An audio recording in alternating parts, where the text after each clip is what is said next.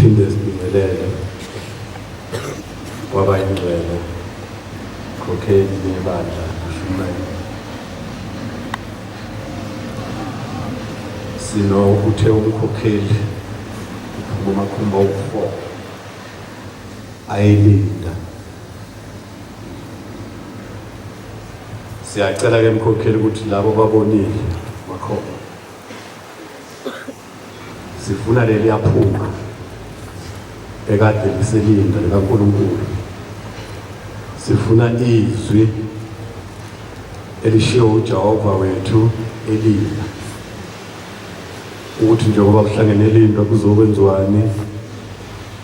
Sifuna basitshele ukuthi isigqoko basibonile siyongena ePelpit kuzosiphilisa lokho. Amen. Ukuze nathi uma sizwe izwi kuya ngapho bakujola kuya ngapho khona nizoba ndawonye basondela abanye ekade bahambile kuzosiphilisa uma bezositshela ukuthi uNkulunkulu uthini. Amen.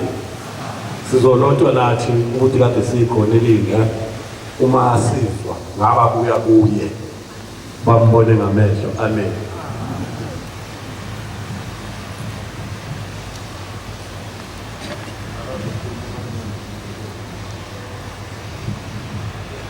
Ungangelibazesi wesithatha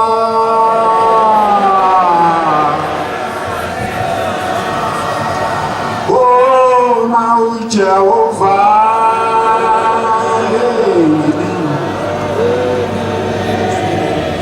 nangisuke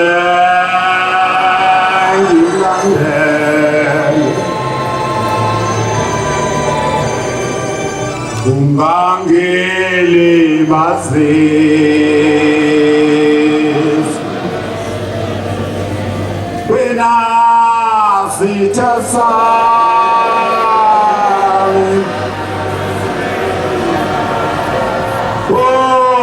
Jehova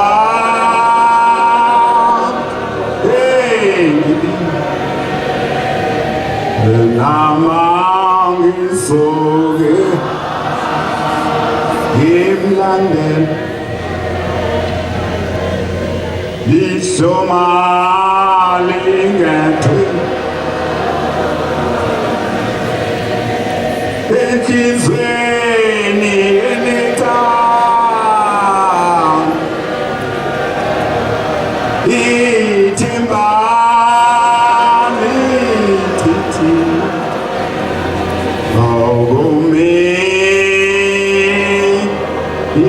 solo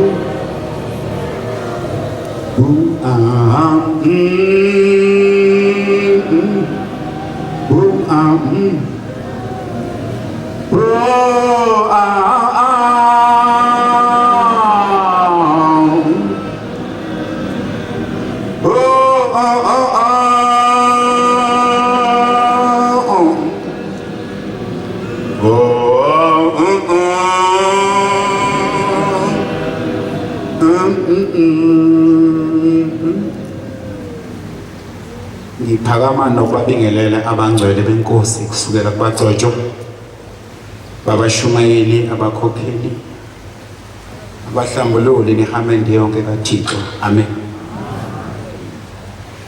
Bantwana bakaNkulunkulu,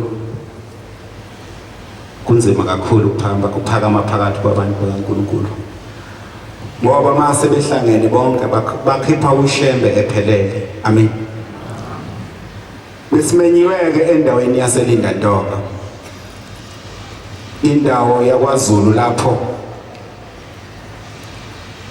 okwathiwa isibhedlela sabantu bonke bakwaZulu bawuphila khona. Amen. Ngibe nenhlanhla-ke ngathenga umsombuluko mangehla nami ngithi ake ngibe ngiseLinda nje insukwana ezimbalwa ke ngikhonza nje uThixo ukuze ngiphungule izona enginazo. uThixo esengivumela ngabakhona. Amen. Uthe ngolwesithathu ebusuku umfundisi Ntombela insizwa ke evamile kakhulu ukuthi njalo ngeyintambama iyale abantu nango 12 ebusuku isiyale ngokuthi mawulapha ukuphi ziphathe kanjani yenza kanjani esiyala nangabantwana bethu uthi mawuza kuThixo ungathathi umntwana osexakile kini osekuhlulile busuthi mayela emhlanganweni uzoba ngcono usengena kolunye udaba ke lukaThixo uthi Manazaretha uThixo ushembe uNkulunkulu ushembe uNkulunkulu sengemprove kaningi mina ngangingamngabazi kodwa ukhona lapha engabona khona ukuthi ayikho into engaphezulu kwakhe lapha ngimlinga uthe ngolunye usuku sisentabazwe ngase ngiyocela ngithi baba akusiphe isivumelwano noma usiphi ilungelo lokuthi siyobuka ukuthi kwenzakalani phe kwaleya ntaba enkulu usho le ntaba ke othi musentabazwe kuyiyona ntaba eyintabazo ukuthi muyikhuphuka phezulu kwayo ubonani ucela kushembe nje ucela ukubona yonke into eyenzeka lapho into engakazi icelwe umuntu uthi wamcela ushembe wamphikisa wathi ungayilapho amziba hambe uthi kwaye kwesibili uthi kokwesithathu wayesemdedela wahamba uhamba nje intombela uhamba nezithimba lakhe abavumelene ukuthi bafuna ukubona ukuthi kwenzakalani pheko le ndaba yasentabazwe uthola ke kule ndawo indawo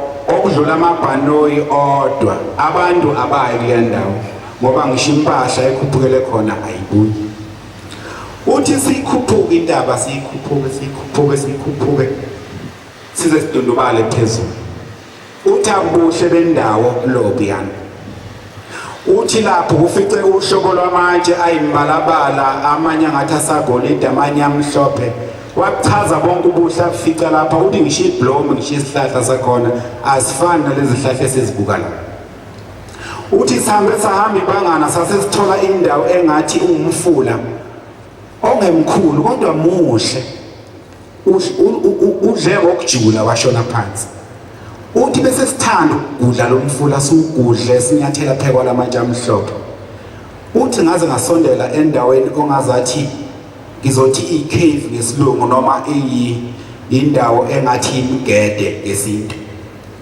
uthi kunamanzi amahle agijimala namablomu uthi nginyathele ngizenyathelela amanzi ngikuthanda ukunyathelela amanzi kanti njengoba ngilokhu nginyathela lamatshe senginyathela umzimba womnini wendawo uthi njengoba sihamba nethimba lami sikha amablomu lapha sithatha nalamatshe amahle sishutha ithombe senza konke esizizwe kusifikela uthi siyiqoqa yonke le collection bese siyehla nawo ntambama uthi kanti sikulandela umlilo uthi kulalwe esikhundleni ukuthi kulalwe kube la umoya mufika umoya wafika umoya kwalahleka amatshe kwalahleka amablomu uthi kwayithombe ezayishuthwe lapho zaphela emafonini kulabo babeshuthile ngithi bantwana kaNkulunkulu ushembe uNkulunkulu amagama kamfundisi kuNtombela esitshela uthi noma ngabe ubungabazi ukuthi la ukuphi uthi usemnyangweni wezulu uthi angikhuluma ngathi thina bagcotshwa uthi ake ngingayeqile ngiyiphethe uthi ekuseni sivuswa ubaba thina nethimba sonke thina yasasikade sikhuphuka indaba uthi akathethanga kahle kanje ubaba uthi Ntombela uthatha izingane zabantu futhi cishe uyazibulalisa lento kade uzoyicela kimi wawuke wayizwa point yacela nokukhuphuka nje le ntaba oyikhuphukile Ntombela ukuthathaphi kufanele wenze leyo uthi amlalanga ebusuku ngithandaza nginxusa umnini waleya ndawo ngithi akaxolele wonke umuntu la ngathi akathathe konke okungokwakhe abuyele emuva ubani obezokhuluma naye ubani bengekho mina Ntombela uthi hey ubaba wangithethisa washiya ngalazi uthi ke ngithi mkholweni loThixo sikuyi ngoba uNkulunkulu ukhuluma nayo yonke into ekhona umoya uyakhuluma nayo nezidalwa namatshe nakho konke kuyakhuluma ngizocoma njengexoxo sekuthi ngesabatha ekuseni inkonzo inikezwa umfundisi uButhelezi waseLima wakhuluma kakhulu umfundisi ekhuluma ngomlando waseLinda. Uthi le ndawo yaseLinda indala kakhulu. Sengikhohle ukuthi inkosi yiphi eyayiphethe eyingonyama khona lapha kwaZulu ngaphambi kokuthathe uMdlekombane. Uthi Solomon, ngiyabonga. Uthi inkosi Solomon kuze kubhaliwe eMagedini, ngiyabonga Mshumeli. Uthi inkosi Solomon yayinenkinga yokungathola abantwana. Maye ngabathola abantwana yezwa ngale nceke ngoba uShembe wayibizwa ngenceke kuphela abantu ukukhanya kwakusekuncane emahlweni abo. Uthi inkosi Solomon yayeseyihamba izwa ngale nceke okuthiwa ingapha eNanda. Yazi yafika. Izocela abantwana ngoba ukuthola abantwana kwakuyinkinga kakhulu kuyona. Uthi mayifika lapha inkosi ifica abantu bazindimbane. Bathandazelwa, abanye bathandazelwa. Ogqame kakhulu emlandweni kimi uthi kunendoda ehamba ngezinqa. Ihamba ngezandla bese ihudula izinqa phansi. Useyithethisa ke umqalo wendlela. Wena sukuma. Ushishiniza ngezinqa ubona ukuthela inkosi ngothuli. Uthi kuyo lo mzuzu embala wabona indoda izelula kwaqhuma amathambo. Uthi kwaqhuma imsipha kwaqhuma amathambo. Uthi kwathi phuma inkonzo lo muntu wayeseyitabalasela eseyiphumela. Bantwana kaNkulunkulu uShembe lo simlandelayo masingamungabazi. Noma ngabe ukholo lwami lumncane alibe lincane esayidini lami kodwa ngingamshebi nobukhulu bukaShembe. Uthi ke lenkosi ewuSolomon yasibona uNkulunkulu lo ngoba yabona imanga. Wathi noma isibacelile abantwana yanikwe isibusiso sabantwana yafike yabathola abantwana. Ayigcinanga lapho inkosi yabuye yazomlanda lo Shembe ngoba yabona uNkulunkulu. Ithi ngithanda imlande lo uNkulunkulu azosivulela isibhedlela sakithi kwaZulu ngoba abantu bayagula kuleli zwe lakithi. Uthi umfundisi ngixoxela ubaba okwakuyiyena wayeyindoda mina umfana wayesemncane kakhulu ngilusa amathola. Uthi mabexoxa indaba kaMqalo wendlela ungathi baxoxa inganekane kanti bakhuluma ngento ngempela. Uthi nebala walandwa ke eLinda leli lakhiwa nje lakhiwa inkosi uSolomon ngoba elanda uShembe wamkhomba le ndawo ngenhloso yokuvula isibhedlela sakwaZulu. Amen. Bantwana baNkulunkulu angizokumnweba kade. uNkulunkulu ngizongena kancane kuye noma naye ukhulumile kakhulu. Kodwa ngithanda ngixhume nje ngibambe lawo maqabunga nalawo maqabunga ukuze okade engekho eLinda ayazwe ukuthi eLinda bekukhona into ethi ayibe njani. Amen. Inkosi ikhulumile kakhulu. Ikhuluma ngothando. uNkulunkulu uthi namanje laba bantu ababi ababelandela umqalo wendlela basamlandela namanje. Uthi libi ikholwa elizenza liyikholwa la phakathi kwethu. Ngcono umuntu ovela cace ukuthi uyasuka la phambi kwethu ayovula into yakhe njengoba ephumile amaqembu. Uthi asizame ukukholwa futhi singenciki ngoba ukwencika kwakho kuzodala inkinga yokuthi kusasa usilandele inkinga. Uzoncika kubangani bakho baxakeke bayishiye le ndawo bese wena uzobancengela futhi ukuthi mababuyiswe kanti ubuyisa umkhokha ukulimaza leli sonto. Uthi masiqaphele singalilimazi isonto ngoba kwashiyo kwasekuqaleni ukuthi leli sonto mhlala limala noma laphela liyobuza lize libuze emathanjeni ethu. Inkosi mayibusise nikuswile. Amen.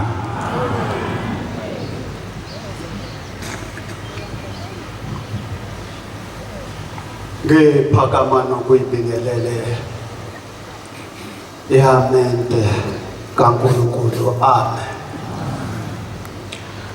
Ngumfana omncane kakhulu, ngimncane nasekukholweni kodwa ngathandwa uNkulunkulu uphobela. Amen. Ngibingelele abashumayeli, ngibingelele umkhokheli nebandla lonke likaNkulunkulu ngegama lonyasile. Amen. ngizocela uphunga indilozi ngesishabelelo 148 sisandinda wasimisa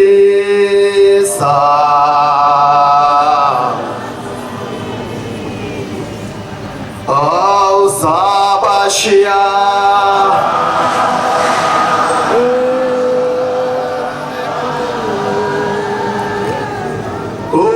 uzamlandela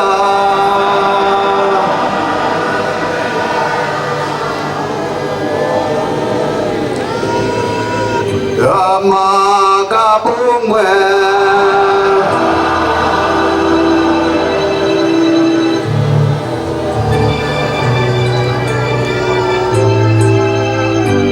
nanamuhla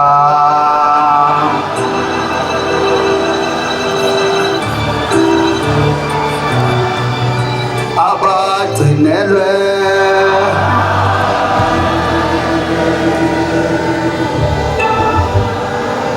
bakhululekile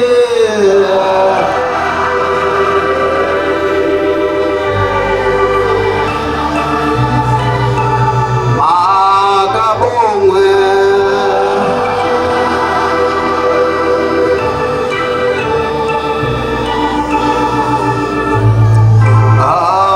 awusiyazidinga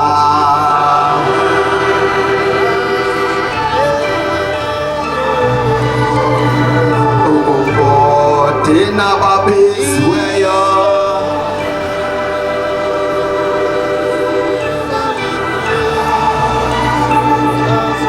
esimbonge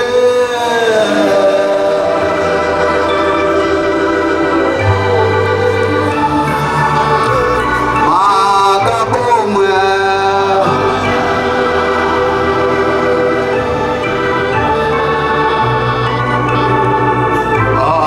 awubamenyeziwe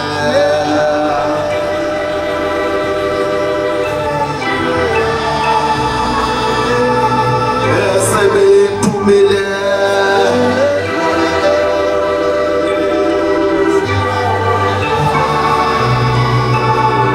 bangenile emzini makabongwe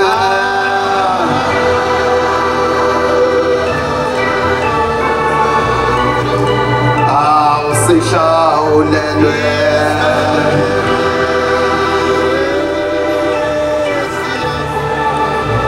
ubaba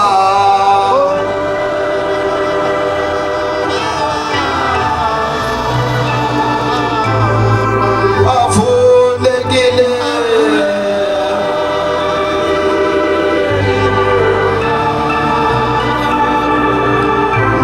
makabongwe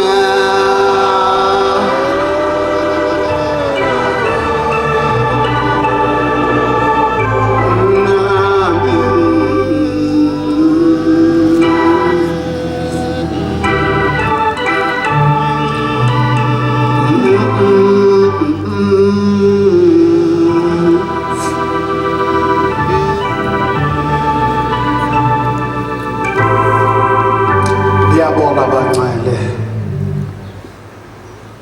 ngiphinde ngikhethe inkosi yasemhleni bamaNazaretha amen umfana wakwaSithole ngikhona la ekhaya noma ngingasemningi ngoba ngizama ukuvusa umuzi kababa ayibonge inkosi isikhathi esiningi ngisekhaya ngibuye futhi ngibe semhlanganweni ayibonge inkosi baba Mshumayeli ngibonga ithuba osinike lona kodwa ngikuzwile ukhala uthi ukuphuma amakhomba awu4 la ekhaya kwakuphuma amabhasi awu7 noma 8 10 ayemhlanganweni ayibongwe inkosi namhlanje akusenzeki angazi ukuthi kwenze njani bangcwele noma sekuphela uthando. uNkulunkulu ukhulume ngothando, ukhulume ngothando ukuthi amaNazaretha awathandane. Ayibongwe inkosi. Uthi lihle iphekula ezilingekho phakathi kwethu eselingale kunephekula esihamba nalo. Amazwi kaNkulunkulu. Ubaba uNyambose ukhulumile ukuthi lo yamuzi ukhandeke kanjani. Ngesabatha lokuqala ngoba ngafika ngalosihlanu mina. Ngizobeka amazwi abekwe umfundisi uThelezi emini. Hayi uThelezi lo ophethe Linda, omunye umfundisi. Ukhulume kakhulu ngothando umfundisi uThelezi, kodwa ebeka inkinga ephakathi kumaNazaretha ukungathandani. Wabesethi ngomunye unyaka bebelungisa balungiselele uNkulunkulu, ngoba lapha eLinda kusuke kuyolanda ukhiye wokuvula. Angazi ukhiye uNkulunkulu uthi Babeli, kunokhiye wokuvula, kunokhiye wokuvala. Ukuthi uyavula noma uyabavala, uvale ukuthi ungangeni emzini oyingcwele, njengoba siya emhlanganweni omkhulu kunayo yonke imihlangano. Ayibongwe inkosi. Uthi umfundisi bebakha idokodo, njengoba nazi la ekhaya kunamadokodo, kunoJamkwenye nenhlanhluzo abaziyo eLinda. Wabese yakha idokodo likamama isikhathi besesambile. Uthe uma sesuka lapho kufanele ayokwakha idokodo lakhe. Umama kufanele ashiye sephekile ngoba ukuphuthuma isabatha. Umama wabeselungisa wapheka njengoba kujwayelekile. Ebona isikhathi ukuthi hayi angivale ngimbozele ukudla ebese ngiyolekelela umfundisi. Wakwenza lokho. Into yenzeka uthi wavala kahle amabhodo, wahamba wayolekelela umyeni wakhe. Kodwa umebuya wabona ukuthi hayi kunenkinga. Ukhona ufike wavula, hayi wangakunaka, waphaka wadla. Uthi umesedlile kade ukudla ushevu.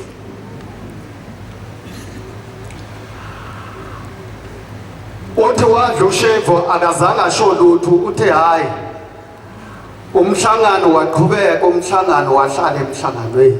Wafika isikhathi la kuvalwa khona. Uma befika ekhaya uthi ufuyile ke umfundisi uThelezi, wabese phuthuma ngoba uthanda imfuyo, wayobheka izinkomo zakhe. Wafike wamehlisa umama. Uthi umemehlisa uthi wakhasa ngamadolo wayongena endlini. Wabese kufika umfowabo embheke efuna ukwazi ukuthi babe kanjani. Umethi uyabheka wathola ukuthi ngibula kuyembezwa. Ngiyadlula. Uthi kodwa hayi ukuthi udliswe nje, udliswe elinye iNazaretha. Uthi lapho uthi umlomo wabese uqebuka. Uthi wamphuthumisa kwadokotela. Uthi kodwa into ayiqaphela ukuthanda uNkulunkulu, amanzi abusiwe ayekhona namafutha wampha khona. Uthi ikhona kwamsiza. Ayibongwe inkosi. Wabesethi umfundisi wathi maNazaretha asithandaneni.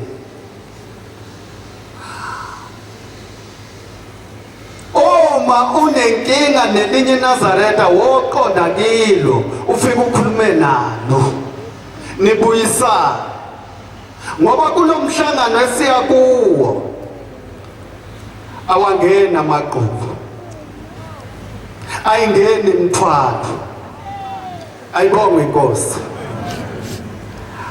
bengithi ubaba uNyamboso uzodonsa Manazaretha ngizocela akube khona ozongifundela isihlabelelo u38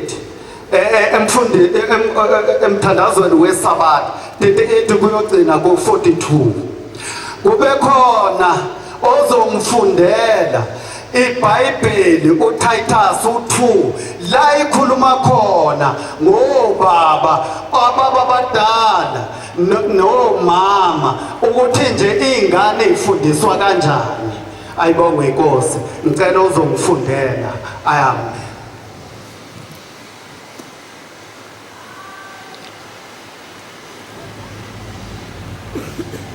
Sihlabelelo umthandazo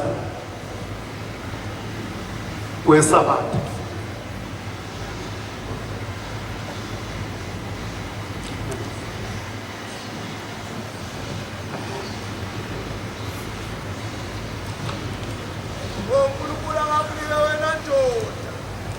uNkulunkulu akakunike wena ndoda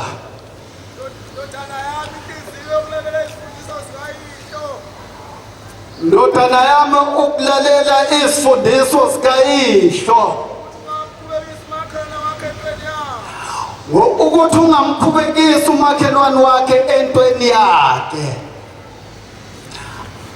ume kancane so baba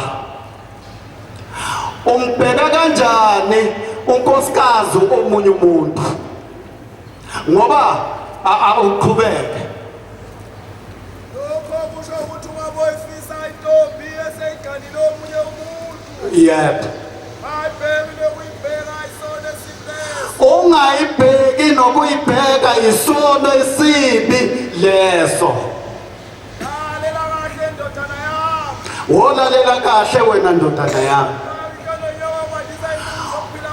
ukuhlonipha uyihlo nonyoko kwandisa izinsuku zokuphila kwakho emhlabeni awuphindele lapho baba ilokhu kungasekho iqhegu emzini wakho nenzani sincane ngoba nigcina umthetho wokuhlonipha uyihlo nonyoko asekhona amaqhegu thina siwona amaqhegu so baba mina ngakhula awuqhubeke lapho ngigcine ku42 mina ngazi ukuthi uqhegu ngeqhegu liqala ku90 years bangaze basho ukuthi azalanga lutho uma uyisho nonyoko bake bakusola kuyini kuyisiqalekiso lokho samba phezukwane ngoba uNkulunkulu ekhala kangaka samba phezukwane kuyibusiso noma iqalekiso angifundele incwadi ebese ngizoqhubeka ukuthi abesilisa bakhulile abesilisa bakhulile ababengabaqondayo njengerula abafundile abaqodo uyazi uma uyindoda kufanele uphelele ukuthi uyindoda ube neqiniso ungabi namanga abahloniphekayo uma uhamba edrobheni noma uhamba nakini uhloniphekile yini abakhali ngawe uyinazaretha abaqinisekile ekholweni okubonakala ukuthi lo muntu uyikholwa uma uhamba ubaba bathi umfundisi bathi mfundisi nasebuthandela sebebezelele uyabathanda abantu unako ukubekezela qhubeka kunjalo abesifazana abakhulile kunjalo nomama abakhulile abahambe ngokufanele abahambe ngokufanele ubungcwele ubungcwele bangabe abahlebayo hayi inhlebo okhala ngayo uNkulunkulu izindaba bangabe izindaba Amen baba. Ngiyabonga.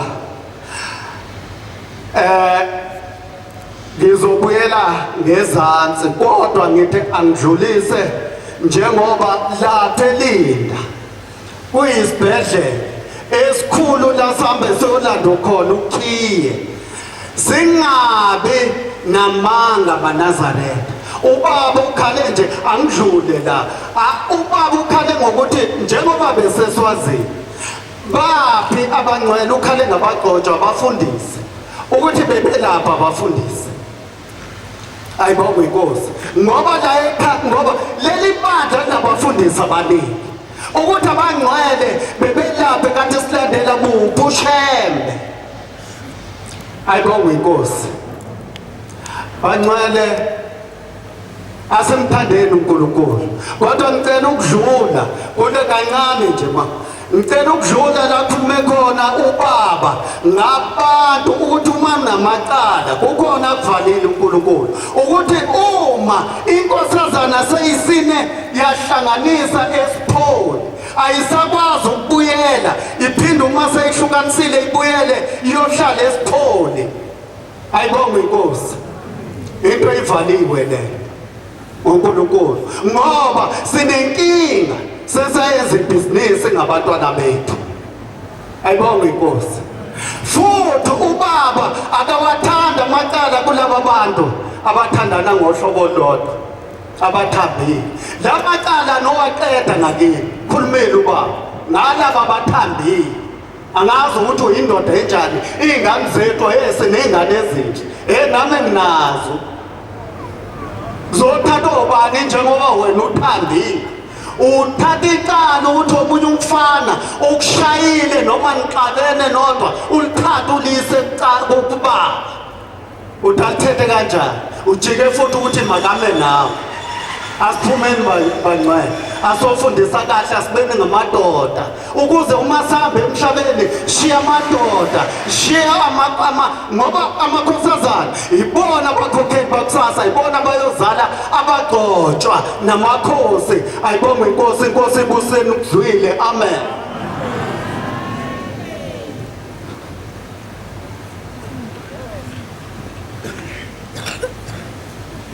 Usho njalo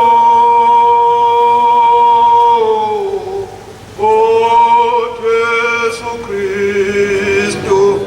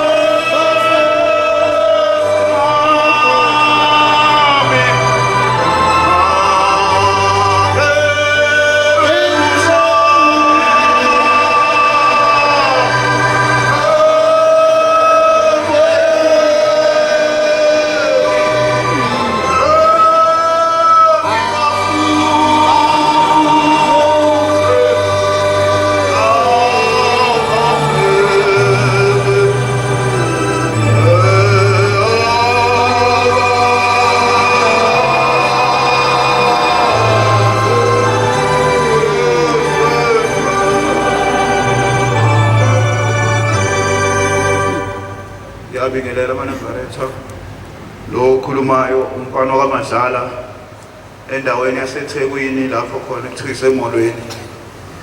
amaNazaretha ngiyaxolisa kakhulu ukuphakama phambi kobaba. Siphuma phambi kwaNkulunkulu, siphuma phambi kwendaba enkulu. Njengoba ngihlabelela lesihlabelela ngizwe ubuhlungu kule ndaba efike yakhulunywa uNkulunkulu ngoba iyona aqale ngayo. Meqala nje ukukhuluma kwakhe la aqeda ukuyibeka nje ubaba yokuthi uNkulunkulu ukhale kakhulu ngamacala ukuthi njengoba nje kiwa kumhlangano kaJulayi uyacela ukuthi amacala angabikho. Uyasinxusa ukuthi nje amacala angabikho kakhulukazi ukuthi utholakala ukuthi umbatha nenye indoda engubeni eyodwa. Ukhale kakhulu lelo cala futhi wakhala ngokuthi uzufake kuze kufakwe naye phakathi kulona. Kwacaca nje ngendlela elimcasula ngayo ukuthi uma ungamfaka kulona lelo cala ayi impela ngakukhahlela ngisho ukukhahlela ngoba akafuni ukuyihlanganisa naye. BaNazaretha ngizubuhlungu ngoba ke lento yenzeka esikhathini sethu. Yenzeka esikhathini lapho khona kukhula thina. Into kanjena ayenzekanga ngesikhathi sobaba. Ayenzekanga ngesikhathi somkhulu bethu.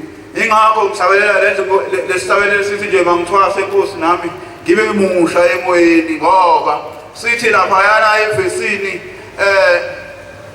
kwaba awuzalanga sithi uSimoni kaJuda kwaba awuzalanga ngoba kube kwazalwa ngesikhathi kuzwala thina ingakho kwaqhamuka izinto ezifana nalezi. Amen. Siyahamba ke BaNazaretha ke silandile ukhiye kuNkulunkulu. Kepha sitheme kuyingesuku langesonto lapho kade sisebenza khona sesingena ngaphakathi kuNkulunkulu. Ngiyafisa ukuthi sikhuzane kakhulu thina genge eseyintsha. Kakhulu kwazi thina genge sakhula ukuthi masiphambi kwaNkulunkulu ufune sikwazi ukuyicontrola, sikwazi nokuhlonipha. Ngoba lapha phambi kwaNkulunkulu uNkulunkulu ngaso sonke isikhathi usuke sibhekile ukuthi senzani nini kanjani. Kuwe kwathi uNkulunkulu ke ephuma lapho esimbone khona nalapho umshumayeli ekhuluma khona ukuthi asikhulume ukuthi uNkulunkulu muhle kangakanani. Luhle uNyazi BaNazaretha. Luhle kakhulu uNyazi BaNazaretha. Ngisho ingubo yasezulwini ekade ayifakile bongathenga nje umNazaretha nje kulabantu abadayisa umNazaretha ufaka umusha uzobona lo umNazaretha ukuthi ukhazimula kanjani. Kepha uNyazi umjive lufakile lukhazimula ngaphezulu kwawo. Muhle kakhulu uNkulunkulu bantwana basezulwini. Siyahamba nje siyakuJulayi nginethemba lokuthi kuJulayi sofike siphathe kahle ngoba uNkulunkulu ngisho noma eseshaya umbhobho sikhuza lengcwele engakontroleki, sikhuza lengcwele engazi ukuthi inokuphapha phakathi. Ngiyacela ukuthi ke uma siphambi kwaNkulunkulu sithi noma uNkulunkulu mekwasha umbhobho sikwazi ukuzwa ukuthi uNkulunkulu usefuna ukukhuluma manje, sikwazi ukuthi sithule ngaleso sikhathi. Simlalele uNkulunkulu ukuthi wenzani nini. Singenzi into uNkulunkulu azophoxeka ngayo. uNkulunkulu ke wathi lapha njengoba kuneglasi nje elinda, uke wathi uNkulunkulu ezile esafisa ukushintsha umjive kade ufakile afaka omunye. Kepha ngendlela okade sekuyiyona uNkulunkulu wambona la emekhona ukuthi usebendaweni ukuthi singamboni ngoba meke sambona nje inyakaza kancane ngisho ngaphakamisa isandla sikhuza ingcwele thina. Akuhleke lokho bantwana basezulwini, ngiyacela ukuthi naMkulunkulu abusise esenikuzwile. Bengiphakamisa ukubonga nje okukhulu baNkulunkulu nobuhle bakhe. Amen.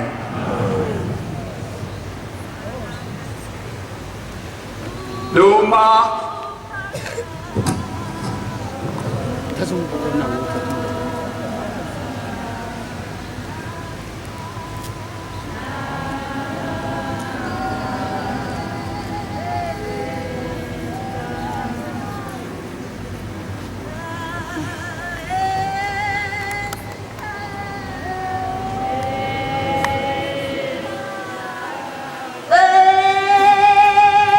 Siphelile,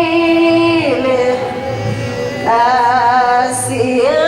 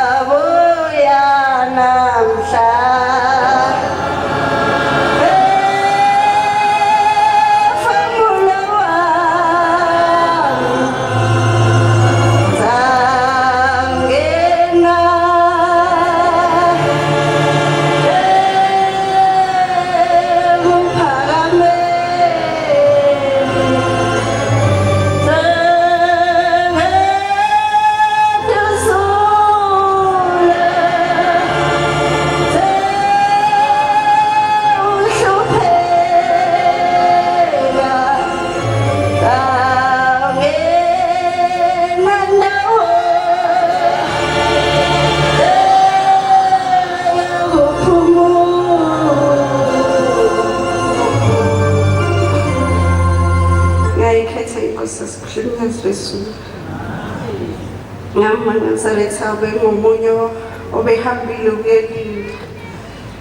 Inkonzo yasekuseni asiyitholanga, sifike seyizovalwa. Sathola yasemini. Nanoma-ke bengiphethe ubuthongo kodwa kukhona engikuzwile uNkulunkulu ekhuluma. UShembe uthena akasathandi ukuzwa amacala abonzimbi ezinye. Wathi-ke ucela ukuthi mangabe abantu labo abahambe boyonza imikhuba yabo emahhotela bangayenzeli ebuhleni. Wayesesho uShembe ukuthi-ke na indlela ekwenziwa ngayo kusho ukuthi siyamedelela. Uthe ubaba unokubuka mayesibuka ekubone nje bunzini ukuthi lo akangifuni. Siyacela ukuthi uShembe asikhumbule asenze ukuthi sazi ukuthi uNkulunkulu. Njengoba nami kukhona isimo esike sangifica ngamngabaza uNkulunkulu kaShembe ngifuna uqamba amanga. Ngificwe isimo sokuthi bengithi mangithole umntwana mayefika ku-6 months avele athule nje eswini. Bese kufika isikhathi sokuthi bethi angize ngizombeletha bengisuse kumhelo. Lokho kungenze kwaze kwaba kabili. Ngakhala kakhulu ngoba ney'bonakaliso zakhona zayikhuluma nje okunye. Kwathi ngelinye ilanga ngicabanga ukuthi hhayi, ngoba iy'ngane engizalwa nazo aziwona amaNazaretha. Mina ngaba iNazaretha nje ngedwa ekhaya, ngangisasemncane kakhulu. Ngathi ngoba zona yona amaNazaretha kusho ukuthi ziyazazi inyanga. Ngizocela ukuthi bengiphelezele siye enyangeni. Ngacabanga ngathi kodwa iy'nyanga zinokuchoma kwabanye uma yibona umuntu oyiNazaretha. Ngathi hhayi kusho ukuthi ngizoqhaqha inhloko ngihambe ngiye khona nami ngizozwa ukuthi kanti iy'ngane zami y'bulawa yini. Ngoba besicela kuNkulunkulu masifika lesi simo uShembe vele akhiphe isibusiso. So kusho ukuthi kimi kwaba yinxeba lelo. Ngithe ngilele ebusuku ngisacabanga ukuthi ngizoqhaqha inhloko ngiye lapho emntwini. Ngayibona engathi sengiyikhona vele, sengiqhaqhile kwanhloko leyo. Mangiguqa kuloyo muntu umuntu wesifazane. Wathi ufunani wena la ngoba ukhonza kaShembe? Hawu ngabheka eceleni. Wathi ucabanga ukuthi yini le engizokwenzela yona mina ehlula uShembe? Wathi suka lapho uhamba. Wathi futhi hlukana nokungabaza uShembe, ungabaze uNyazi. Uthi wena kuwe uShembe wayekuphendula masinyane kusewuthini. Wathi uShembe munye ntombazane. Suka la uhamba ungaphendula icabanga lento oyicabangayo. uShembe akajahile njengoba ujahile wena. MaNazaretha ngicela ukuthi kwabanye bezinabo bese bephelelwa amathemba. uShembe uNkulunkulu. Lento yangenzakalela azange ngisaya lapho. Ngavele ngabona ukuthi akungeke kungisize ngoba lo muntu ongibuzile ukuthi yini le engizoyenzelwa uShembe, engizoyenzelwa uye ehlula uShembe. MaNazaretha simhlonipheni uShembe, simthande nanoma kuthiwa sivelelwa izimo ezinjani. uShembe uNkulunkulu. Inkosi kusisele isizwe.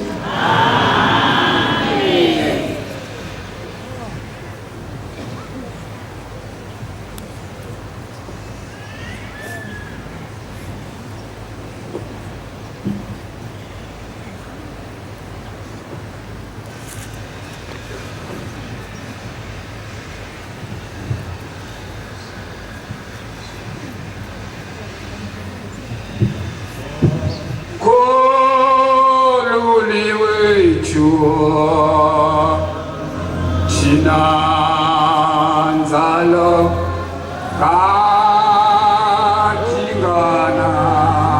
asi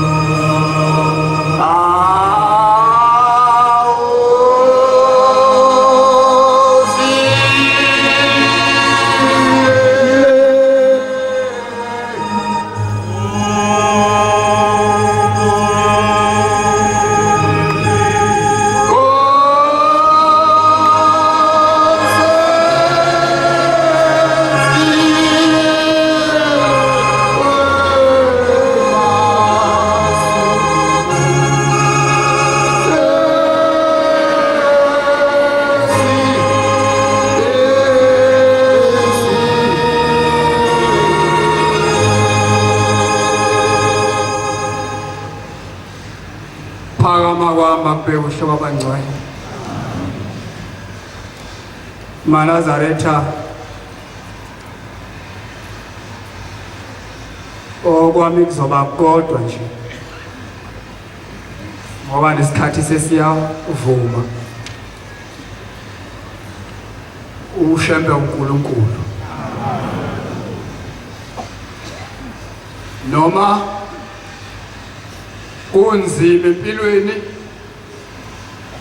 noma kulula noma kumnandi noma sifa noma siphila ushembe uNkulunkulu. Lokhiye okukhulunywa ngawo khona abacabanga ukuthi kukhulunywa ngensimbi lele ngakey holder kodwa kahle kahle eqinisweni lakhona kukhulunywa ngale nsimbi esicabangayo uma kukhulunywa ngokhiye. Kukhulunywa ngendaba ejule kakhulu kwase kusetshenziswa igama likakhiye. Kodwa lokhiye usekameleni elinye senhlizweni yakho. Yikho mina ngithi akuyona insimbi ukhiye. Kade kuChristmas wamaNazaretha ngeke ngamenywa ngapha ejele ukuthi angiyodla khona amahinyahinya kanye nababoshiweyo.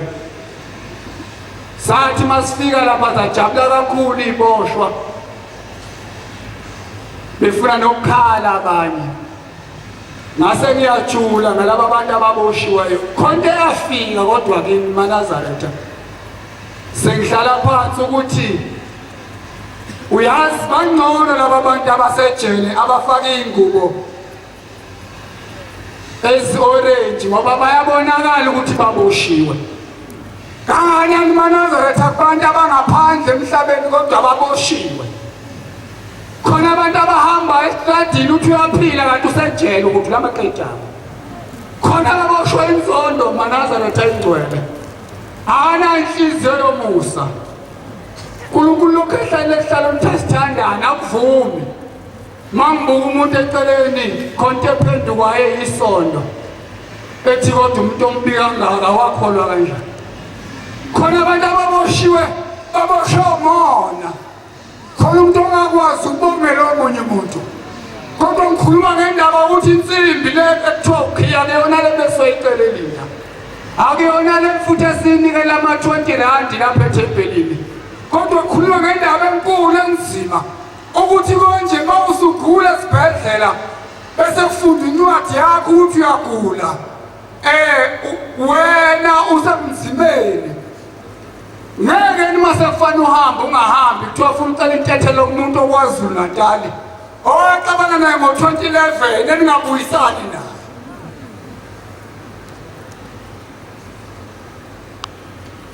Kodwa uNkulunkulu maNazaretha ehlangene ngayo uNkulunkulu wothando, uNkulunkulu womusa, uNkulunkulu wentethelelo, uNkulunkulu wamasu. Futhi njengoba akulapha endlini ngiyakuzwa mase sikhuluma lo mzala uthi ufuna ukuya enyangeni. Isho njalo ngelinye ilanga sisemzini wasekuthuthukweni ithi maNazaretha ithi ngiyanqaka nina ningishiya ngihleli lapha nigijimele enyangeni niyofuna umuthi. Ithi indlondlo yomusa zona lezi inyangeni yakuzo ziza kimi icela ukuthi kuze nina kuzo. Yake yabonakala indlondlo yomusa unyazi lwezulu ilapha kwaThembeli zayo yesikhipha isihlalo phakathi ney'nsuku selinikelisa amaNazaretha. Kwase kufona basedolobheni bethi hawu esikhawini bathi nakho sibona ushambe edolobheni kwananelo okwaThembeli zayo wathi hayi inkosi sihleli nayo lapha nansi phambi kwethu iyanikelisa. Bathi abasedolobheni esikhawini nangu babasinikela kuye. Indaba enjani leyo maNazaretha? Ubengeliqeda olwakho usizi ekwazi ukuhlukana kabili abe kwaThembeli zayo besesikhawini nesikhathi esisodwa. Abangena bejabile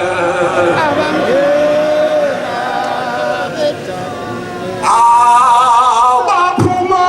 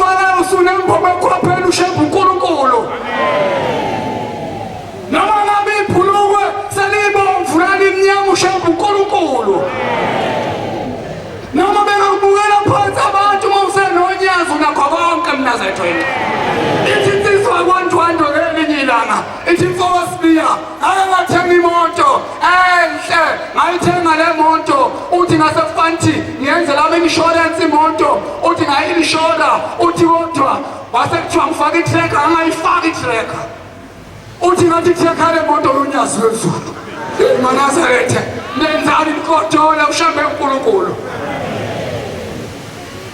fikile olandelwa izizwe sengehla la ufikile nasithi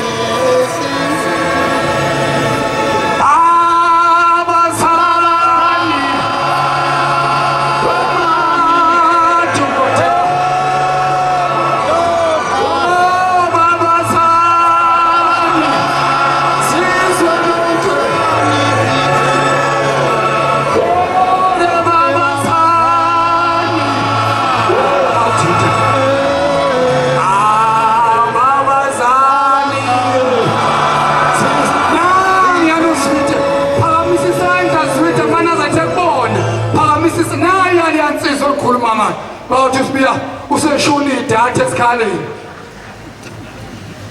Angakwakwa nje cha sidalo nhlobo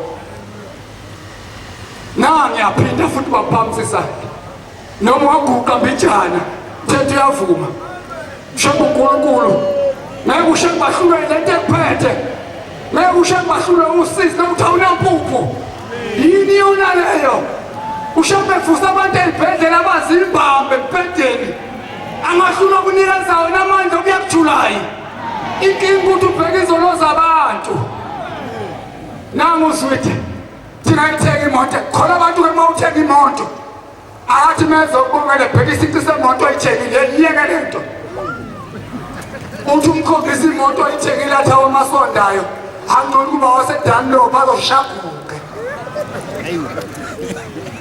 lo mono uzowuyeka nini awubungathenga ni 7 seater ngoba kulezi insuku yona amaningi emgwaqe uthena kanye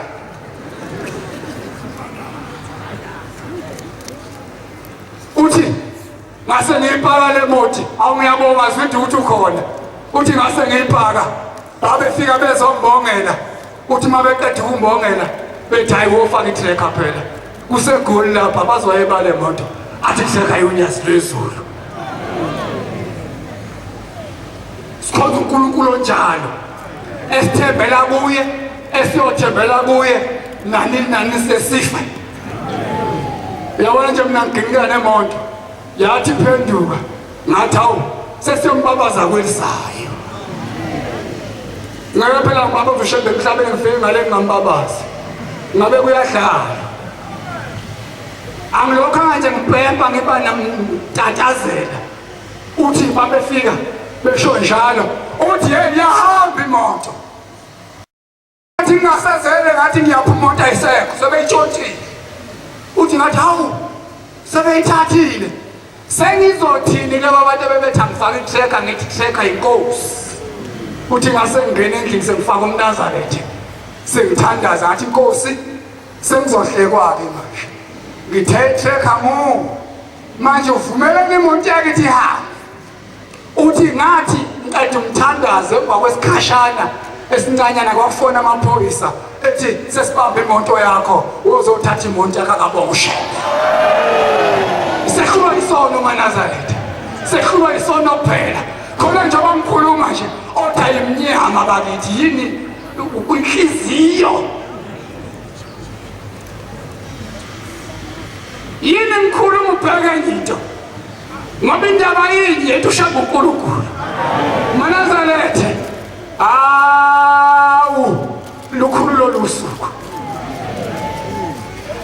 wakhuluma nembongolo esuka khona emzini waseLindatonga angiyekeleyo injini siyashisa kodwa sengiyehla kwathi lapha ko5 ezweni lakithi that is lisaduma kakhulu izulu yonke into manje siyaba yifake angazi kwenziwa yini ayikho into original manje lisaduma izulu uzwe ngathi isikhindi sifuna ukuyiphumela okhaya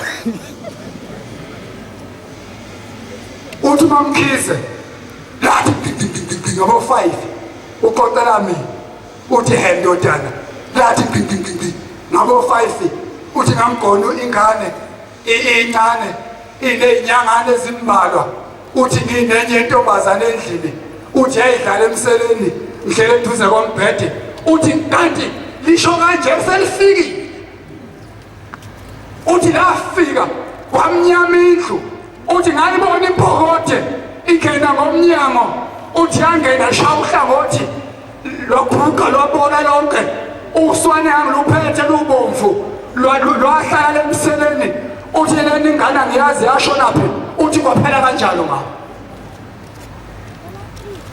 uthi kodwa kwathi mabengena endlini bezobheka umonakalo bangifica ngithi inkosi yethu simakade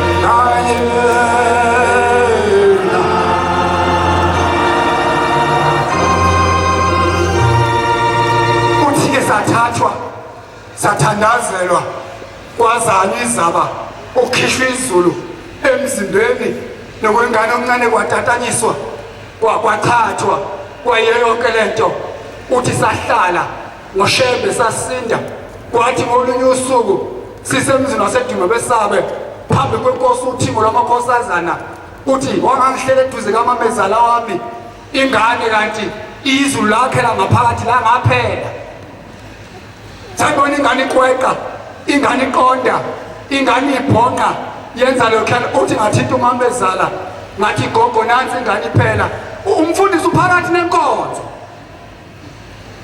sakade salukazi sakubefundisi phambili sayobika ingane safithi bafundisi ngisize nansi ingane umntana amifa kwaphopha ukuthi umfundisi asuka enkosini inkonzo iphakathi ngoba ushembu nomusa unotha lolu mina engingenalo lolu engaliphiwanga engithi noma ngibheke ikholwa ngihline ukuthi nginesazelo salo ngazi izono zalo kwingozi kwasolo somunye umuntu ngoba nakukhona ebantwana yakutshena ngisho uNothixo phambi kobuso bakho ngoba uthwala imithwalo yezono zakhe wafika umfundisi enkosini uThixo waphazamiseka yonke i-agenda yasezulwini wayeseyibika athi inkosi landa amafutha namanzi yakubusisa athi igcobeni lengane liyifunze lamlovasilina liyiphuzisa amanzi izawuphila benze njalo yaphila ingane yenkosazana kwaba utubhana kwasina isikosha sibovu kwasina esimnyama isikoshi kuthe sekusina esimnyama sekuyintombi ngase ngiqhamuka mina ngathi hello kulokho kwashawe izulu ngathi hayi hello ngakhuluma naye isikhisi esisizulu yavuma yathi sivumile ngayishaya sawushaya manje inkinga khona amaNazaretha lensizwa umkhwami lokhithi mkhwenyana inovalo ifanele lihlathi novalo lwani inovalo mkhwenyana wathi ngolunye usuku yaphumela obala yathi mkhwenyana nginovalo lengane ezogana yashaywa izulu angazi ngase kuthola abantu kuyokwenzeka kanjani ngathi khululeka phakathi ushembe uNkulunkulu angithi baba wamphilisa wathi athi akaphiliswa nganyama aphiliswa ushembe wayengekakhohlwa ukuphilisa isibeletho uzobathola abantwana weManazaretha nikhona endlini yesonto nanensizwa ezinhle mayiqhamuka lapha kuthiwa he's so cute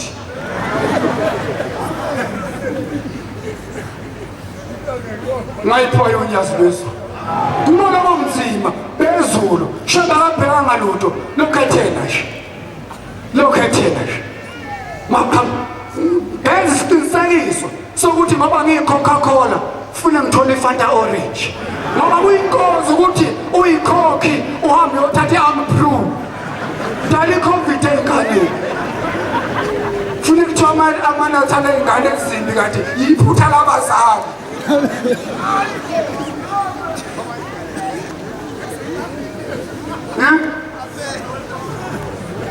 uthatha i-Ampru uyikhokhi wenzani ngoba into eyi-1 thatha iSprite noma iFanta orange kuzophuma usweet ingane ihambe edolobheni ibuye no-10 rand inqwaba iphelwa ukuthi yinhle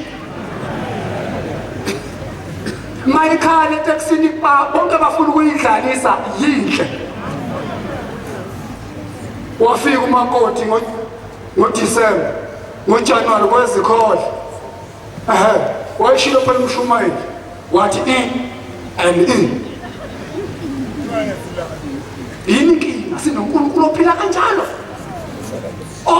ongasibale izono zethu ngiyabonga Manazaretha kwaba njalo makoti wakhe washawa izulu nanamandla kanalutho monga kuMamkhize umkhwekazi wabole yonke ingalo waphila ngoshembe uNkulunkulu maningi amazwi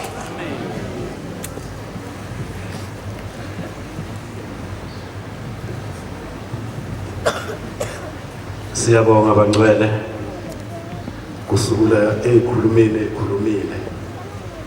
sabuya nezwi kaNkulunkulu lesifuna kakhulu ukuthi uNkulunkulu uthele amen.